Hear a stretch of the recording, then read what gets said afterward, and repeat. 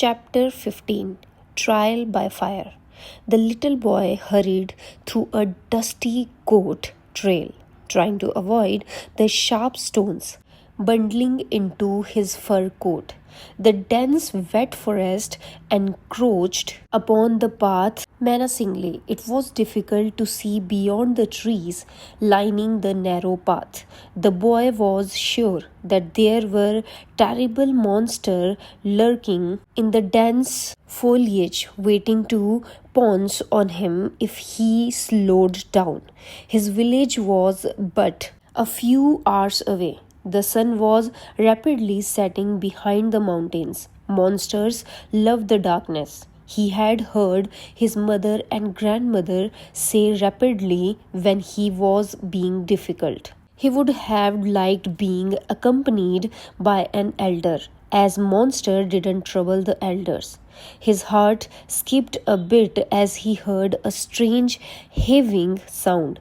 He immediately drew out his short sword, suspecting an attack from behind. His friend had heard many stories about the monsters of the forest. The cowards never attacked from the front. He stood still, straining to determine the direction of the sound. It had a peculiar repetition rhythm and seemed vaguely familiar. He felt as though he had heard it before. The heaving was now accompanied by a heavy grunting male voice. This was not a monster. The boy felt excitement course through his body. He had heard his friends whisper and giggle about it, but had never seen the act himself. This was his chance. He crept slowly into the foliage, his sword dangling by his side. He did not have to go too far when he came upon the source of the sound. It came from a small clearing. He hid behind a tree trunk and peeped. It was a couple. They seemed to be in a hurry. They had not even disrobed completely. The man was extraordinarily hairy, almost like a bear. The boy could only see his back from this angle. He had a frontal view of the woman though. She was astonishingly beautiful. Her wavy hair was long and lustrous.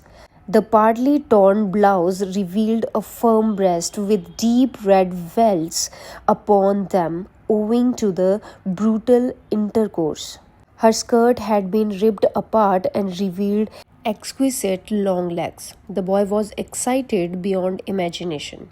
Wait till his best friend Bhadra heard of this.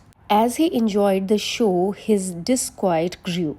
Something seemed amiss. The man was in the throes of passion while the woman lay passive, almost dead. Her hands lay lifeless by her side. Her mouth was tightly shut. She was not whispering encouragements to her love. Were those tears of ecstasy rolling down her cheeks, or was she being forced? But how could that be? The man's knife lay within the woman's reach. She could have picked up the blade and stabbed him if she wanted. The boy shook his head. He tried to silence his conscience. Just shut up, let me look. And then came the moment that would haunt him for the rest of his life. The woman's eyes suddenly fell upon him. Help! She cried out. Please help! The startled boy fell back, dropping his sword. The hairy monster turned to see who the woman was calling. The boy quickly picked up his sword and fled, ignoring the searing pain on his frost-bitten foot as he ran. He was terrified by the thought of the man chasing him. He could hear the man's heavy breathing. The boy leapt onto the gold trail and sped towards his village. He could still hear the heavy breathing. It was drawing closer every second. The boy suddenly swerved to his left, pivoted, and slashed back with his sword. There was nobody there. No sound of heavy breathing. The only sound was the haunting play of a distraught woman. Help! Please help! The little boy looked back. That poor woman. Go back! Help her! Cried his inner voice. He hesitated for a moment, then turned and fled towards his village. No, go back, help her. Shiva woke up sweating, his heart pounding madly. He instinctively turned around, wanting desperately to go back to that dreadful day, to redeem himself. But there would be no redemption. The woman's terrified face came flooding back. He shut his eyes, but how do you shut your eyes to an image that is branded on your mind? He pulled his knees up and rested his head upon them. Then he did the only thing that helped. He cried. The yagna platform had been set up at the central square of the Dvitiya platform for Karachpa. It was not the usual austere affair that was typical of Meluha. The frontier city had decorated the venue with bright colors that waited for attention. The platform itself had been painted in a bright golden hue. Colorfully decorated poles festooned with flowers held aloft a shamiana, a cloth canopy, red and blue pennants with the Suryavanshi symbol painted on them hung proudly from many poles. The entire atmosphere was that of pomp and show. Jholeshwar received Shiva at the head of the platform and guided him to his ritual seat at the yagna. At the governor's repeated request, Shiva had removed his karavat for the duration of the ceremony. Parvateshwar and Brihaspati sat to the right of the Nilkant, while Jholeshwar and Ayurvati sat to his left. Nandi and Veerbhadra had also been invited to sit behind Shiva.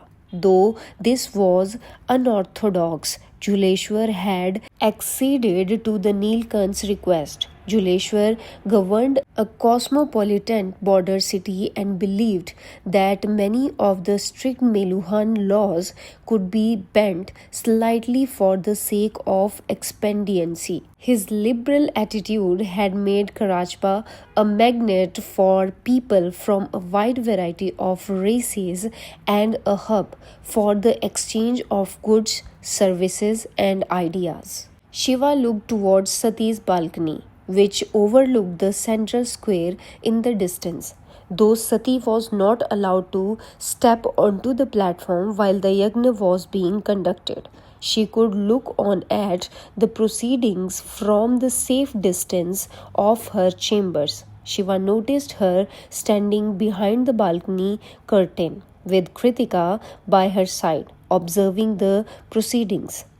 As was the custom before such a yagna, the Pandit stood up and asked firmly, "If anybody here has any objection to this yagna, please speak now or forever hold your peace." This was just a traditional question which wasn't actually supposed to be answered. Hence, there was an audible collective groan when a voice cried out loudly, "I object."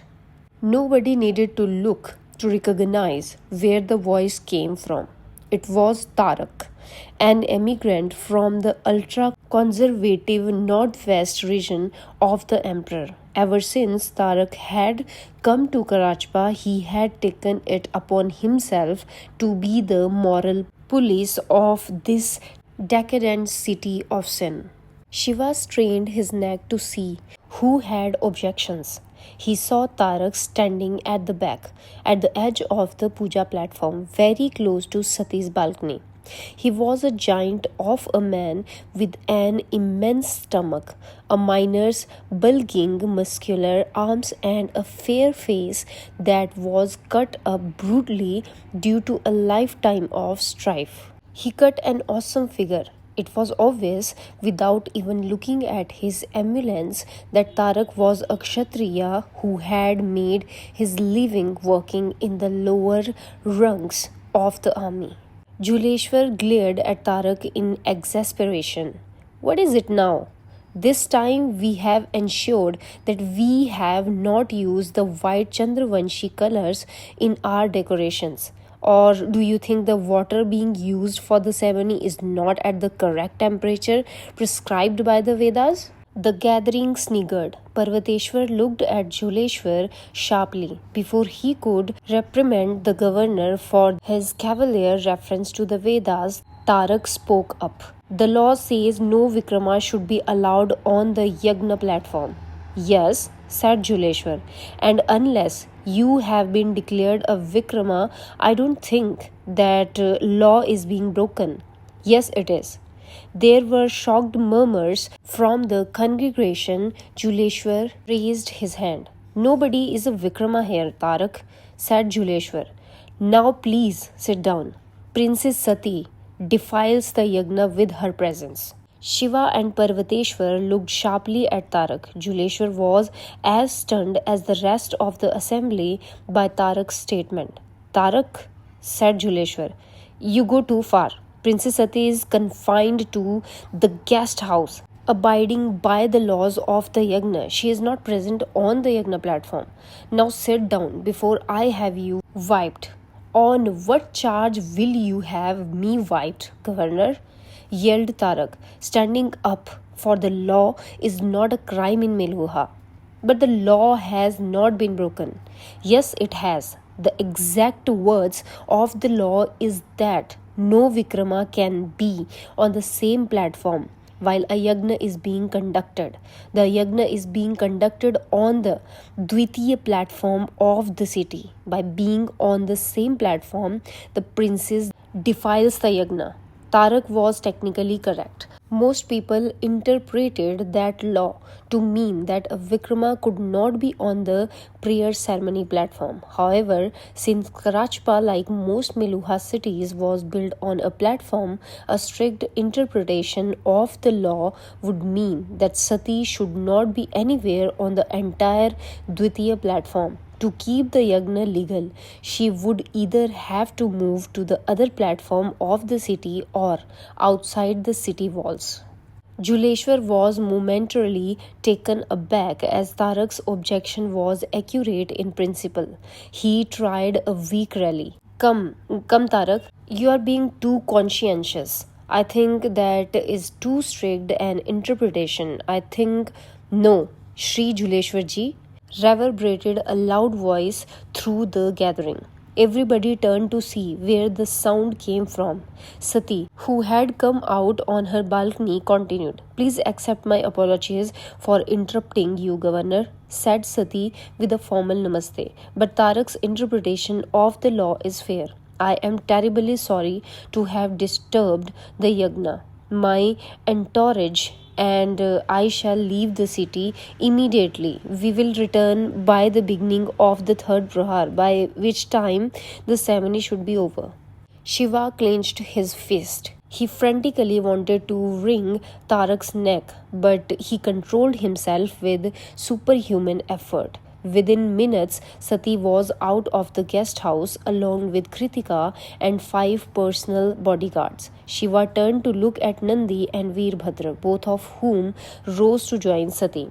They understood that Shiva wanted them to ensure her safety outside the city. It is disgusting that you did not realize this yourself, Tarak said scornfully to Sati. What kind of a princess are you? Don't you respect the law? Sati looked at Tarak, her face calm. She refused to be drawn into a debate and waited patiently for her guards to prepare the horses. I don't understand what a Vikrama woman is doing traveling with the convoy of the Nilkant. She is polluting the entire journey, raged Tarak. Enough, intervened Shiva. Princess Sati is living with dignity. Stop your diatribe right now. I will not, screeched Tarak. What kind of a leader are you? You are challenging Lord Ram's law? Tarak, yelled Juleshwar. The Lord Neelkanta has the right to challenge the law. If you value your life, you will not defy his authority.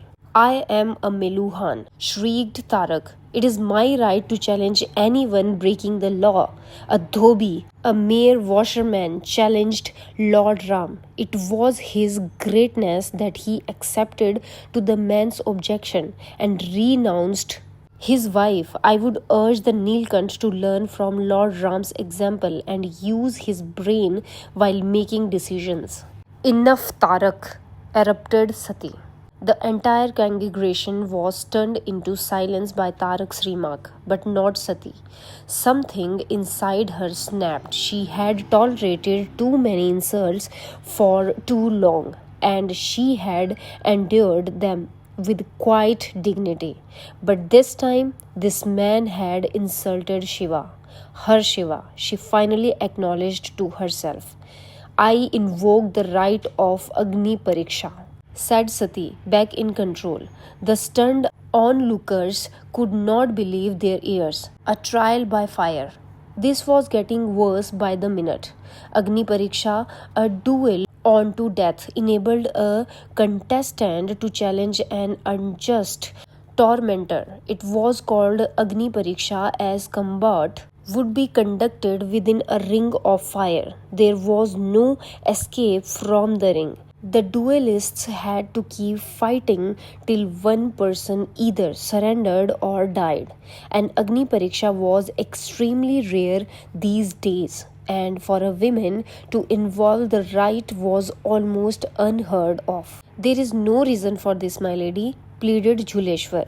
Just like his subjects, he was terrified that Princess Sati might be killed in his city. The gargantuan Tarak would certainly slay her. The emperor's wrath would be terrible. Turning to Tarak, Juleshwar ordered, You will not accept this challenge and be called a coward? You want to prove your bravery? Spoke Parvateshwar for the first time. Then fight me. I will act as Sati's second for the challenge. Only I have the right to appoint a second, Pitratulya, said Sati, reverentially referring to Parvateshwar as being like a father. Turning to Tarak, she said, I am appointing no second. You will fight with me. You will do no such thing, Tarak, Brahaspati objected this time. Tarak, the only reason you won't fight is if you are afraid of being killed, said Shiva. Every person turned towards the Neelkant, shocked by his words. Turning to Sati, Shiva continued, Citizens of Karachpa, I have seen the princess fight. She can defeat anyone, even the gods. Sati stared at Shiva, shocked. I accept the challenge, growled Tarak. Sati nodded at Tarak, climbed on her white steed, and turned to leave. At the edge of the square, she pulled up her horse and turned to take one more look at Shiva. She smiled at him, turned and rode away. It was the beginning of the third prahar when Shiva and Brahaspati rolled quietly into the local Rajesh Graha, the exercise hall, to observe Tarak exercising alone with two partners. The day's yagna had been a disaster, with everyone petrified that the princess would die the next day. No one was inclined to participate in the ceremony. However, as the yagna had been called, it had to be conducted or the gods would be offended. The congregation went through the motions and the yagna was called to a close. Tarak's famed fearsome blows on his hapless partners filled Brahaspati's soul with dread, and he came to an immediate decision. I will assassinate him tonight. She will not die tomorrow. Shiva turned in stunned disbelief towards the chief scientist. Brahaspati, what are you saying? Sati is too noble to meet a fate such as this. I am willing to sacrifice my life and reputation for her. But you are a Brahman. You are not supposed to kill. I will do it for you, whispered Brahaspati, emotions clouding his judgments. You will not lose her, my friend. Shiva came close to Brahaspati and hugged him. Don't corrupt your soul, my friend. I am not worth such a big sacrifice. Brihaspati clung to Shiva. Stepping back, Shiva whispered, "In any case, your sacrifice is not required. For as sure as the sun rises in the east, Sati will defeat Tarak tomorrow." A few hours into the third prahar, Sati returned to the guest house. She did not go up to her room but summoned Nandi and Virbhadra to the central courtyard, drew her sword, and began her practice with them. A little later, Parvateshwar walked in, looking broken. His expression clearly conveyed his fear, and this might be the last time he would talk to Sati. She stopped practicing, sheathed her sword, and folded her hands into a respectful namaste. "Pitratulya," she whispered. Parvateshwar came close to Sati, his face distraught. She could not be sure, but it seemed as though he had been crying. She had never seen even a hint of a tear in his confident eyes. "My child," mumbled Parvateshwar, "I am doing what I think is right," said Sati. "I am happy." Parvateshwar couldn't find the strength to say anything for a brief moment. He considered assassinating Tarak at night, but that would be illegal. Just then, Shiva and Brihaspati walked in. Shiva noticed Parvateshwar's face. This was the first time he had seen any sign of weakness in the journal. While he could understand Parvateshwar's predicament, he did not like the effect it was having on Sati. "I'm sorry I'm late," said Shiva cheerily. Everyone turned to look at him. "Actually, Brihaspati and I had gone to the Lord Varun temple to pray for Tarak," said Shiva. "We prayed that the journey his soul would take to the other world would be comfortable." Sati burst out laughing. So did the rest of the party in the courtyard. "Bhadra, you are not the right opponent for the practice," said Shiva. "You move too fast. Nandi, you duel with the princes and control your agility." Turning to Sati, Shiva continued, "I saw Tarak practice. His blows have tremendous power, but the force of the blows slows him down. Turn his strength into his weakness. Use your agility against his movements." Sati nodded, absorbing every word. She resumed her practice with Nandi, moving rapidly compared to Nandi's slower movements. Sati was able to succeed in a strike that could kill. Suddenly, an idea struck Shiva. Instructing Nandi to stop, he asked Sati, "Are you allowed to choose the combat weapon?" "Yes, it's my prerogative," as I threw the challenge. "Then choose the knife. It will reduce the reach of his strikes while you would be able to move in and out much quicker." "That's brilliant," concurred Parvateshwar while Brihaspati nodded. Sati signaled her agreement immediately. Almost at the same instant, Virbhadra emerged with two knives. Giving one to Nandi, he gave the other to Sati. "Practice, my lady." Sati and Tarak stood at the center of circular stadium. This was not the main Rangbhumi of Karachpa, which was huge in its proportion. This one had been constructed next to the main stadium for music concerts that the Mesopotamian emigrants in Karachpa loved. The arena was of the exact dimensions required for an Agni Pariksha, not so big that a person could simply steer clear of the other contestant, and not too small so that the combat would end too soon. There were stands around the ground, and a capacity crowd of over 20,000 had come to watch the most important duel in Karachpa for the last 500 years. A silent prayer sprang to every lip. "Work a miracle, O Father Manu, let Princess Sati win, or at the very least live." Both Tarak and Sati greeted each other with a namaste, repeating an ancient pledge to fight with honor. Then turning towards the statue of Lord Varun at the top of the main stand, They bowed and asked for blessings from the god of the water and the seas. Juleshwar had vacated his ceremonial seat right below the statue of Lord Varun for Shiva. The governor sat to Shiva's left with Ayurvati and Kritika to his left. Brihaspati and Parvateshwar sat to Shiva's right. Nandi and Veerbhadra were in their now familiar position behind Shiva. A bird courier had been sent to Daksha the previous day, informing him of the duel. However, there wasn't enough time to expect a reply. At long last, Juleshwar stood up. He was nervous about the Agni Pariksha, but appeared composed. In keeping with the custom, he raised a belt fist to his heart and boomed, Satya, Dharma, Man, an invocation to truth, duty, honor. The rest of the stadium rang the agreement, Satya, Dharma, Man.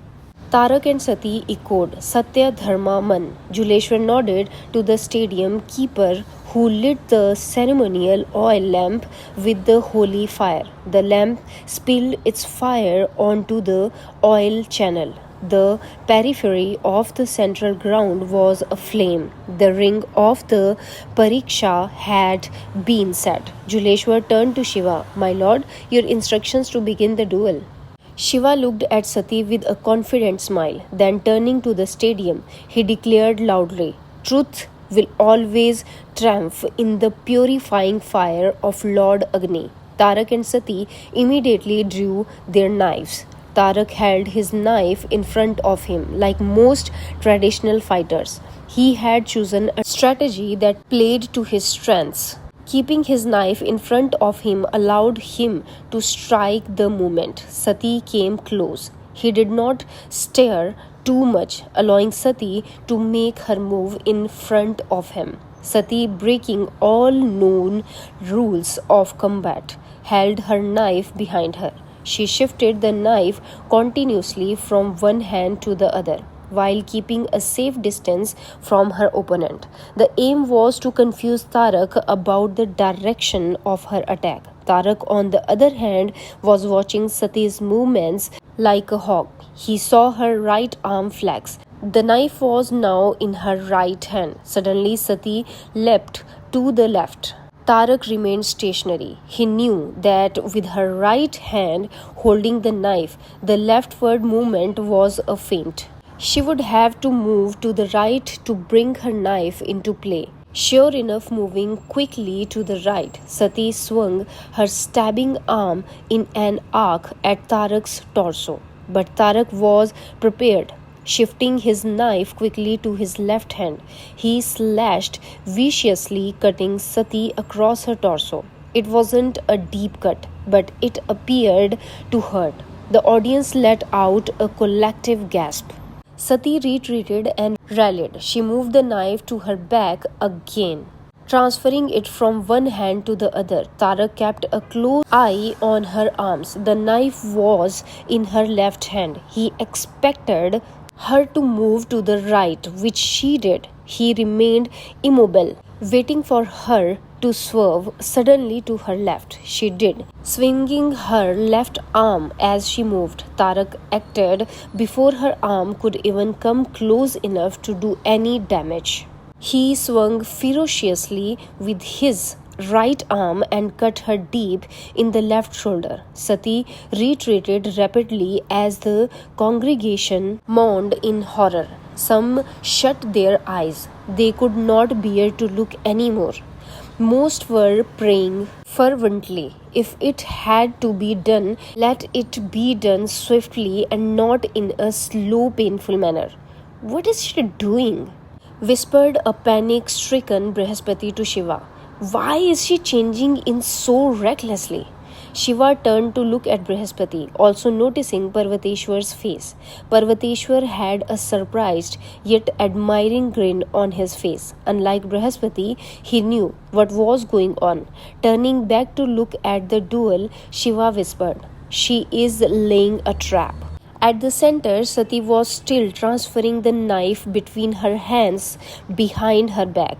She feigned a move from her right to the left, but this time did not transfer the knife. She flexed her left arm, keeping the right arm holding the knife loose and relaxed. Tarak was watching Sati closely, confident that he was going to slowly bleed her to death. He believed the knife was in her left hand. He waited for her to move to the right and then to the left, which she did in a swift veer, expecting her left arm to come in. He sliced with his right hand.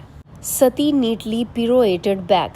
Before a surprised Tarak could react, Sati had leaped to her right and brought her right hand in brutally onto his chest. The knife pierced Tarak's lung. The shock of the blow immobilized him. Blood spurted from his mouth. He dropped his knife and staggered back. Sati ruthlessly maintained the pressure and dug the knife in deep right up to the hilt. Tarak stumbled back and collapsed onto the ground, motionless. The entire stadium was stunned. Sati's face had the expression of the mother goddess in fury. 85 years of repressed anger had surfaced in that instant. She pulled the knife out, slowly twisting it to inflict maximum damage. Blood spewed out from Tarak's mouth at an alarming rate. Gripping the knife in both hands, she raised her arms, aiming at Tarak's heart for a quick kill. Unexpectedly, though, her expression then transformed from rage to serenity. It was almost as if someone had sucked out all the negative energy from within her. She turned around. Shiva, the destroyer of evil, sat on his throne, staring at her with a slight smile. Then she looked at Tarak and whispered, "I forgive you." The stadium erupted in joy. Even if Lord Varun himself had scripted the fight, it wouldn't have been so perfect. It had everything that the Suryavanshis held dear. Defiant when under pressure, yet magnanimous in victory. Sati raised her knife and shouted, "Jai Shri Ram." The entire stadium repeated, "Jai Shri Ram." Sati turned towards Shiva and roared once again, "Jai Shri Ram." Jai. Shiva's words were clogged by the knot in his throat. "The Lord won't mind this time if I don't complete the cry." Shiva glanced away from Sati, lest he show his tears to the women he loved. Regaining control of himself, he looked back at her with a radiant smile. Sati continued to stare at Shiva. Emotions that had been dormant in her for too long rippled through her being as she saw Shiva's admiration. When she couldn't bear it any longer, she shut her eyes.